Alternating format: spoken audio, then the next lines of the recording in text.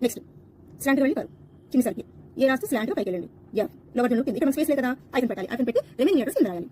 next small slant పైకి వెళ్ళి కిందకి స్టాండింగ్ కరుతూ స్లాంట్ చిన్న కరు ఈ రాస్తూ స్లాంట్ చిన్న లూప్ పెడుతూ స్లాంట్ సీలాగా రాస్తూ స్లాంట్ స్టాండింగ్ లైన్ కరుతూ స్టాండింగ్ మళ్ళీ ఎక్సిట్ చిన్న కరు సర్కిల్ స్టాండింగ్ లైన్ కరుతూ స్లాంట్ చిన్న లూప్ పెడుతూ మళ్ళీ స్లాంట్ సీలాగా రాస్తూ స్లాంట్ చిన్న కరు సర్కిల్ స్టాండింగ్ లైన్ కరుతూ స్లాంట్ చిన్న లూప్ పెడితే ఎస్ బాడీ చక్కగా సర్కిల్ షేప్ రాయండి ఇప్పుడు చెయ్యి క్రాస్ పెట్టండి ఇక్కడ చూడండి ప్రాపర్ వర్డ్స్ ఇక్కడ మనకి ఏ రాసాము స్పేస్ సరిపోలేదు ఐకన్ పెట్టి రిమైనింగ్ లెటర్స్ కింద రాసాము సో ఇలా రాయాలి అంతేకాని వదిలేసి రాయకూడదు అనమాట next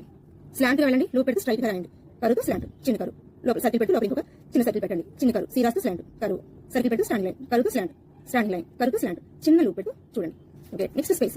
small slant standing line కరుతో స్మాల్ స్లాంట్ స్టాండింగ్ లైన్ కరుతో స్లాంట్ చిన్న లూప్ పెడితే ఎస్ బాడీ పెద్దగా రాస్తూ రాయండి చెయ్యి క్రాస్ పెట్టాలి డాట్ పెట్టాలి నెక్స్ట్ స్పేస్ స్లాంట్ గా వెళ్ళి లూప్ పెట్టి స్ట్రైట్ గా రాయాలి సర్కిల్ షేప్ లో బాడీ రాస్తూ స్లాంట్ చిన్న కరు ఈ రాస్తూ స్లాంట్ చిన్న లూప్ పెడితే స్లాంట్ సీలాగా రాస్తూ స్లాంట్ చిన్న కరు సర్కిల్ రాస్తూ స్టాండింగ్ లైన్ రాస్తూ కరుతో ఎగ్జిట్ ఇప్పుడు చూడండి ఏ నుంచి ఇక్కడ రాసాను క్యాపిటల్ లెటర్స్ ఎప్పుడు కూడా కొత్త కనపడాలి అంటే పెద్దగా పెద్ద సైజ్ రాయాలి అంతేకాని చిన్నగా రాయకూడదు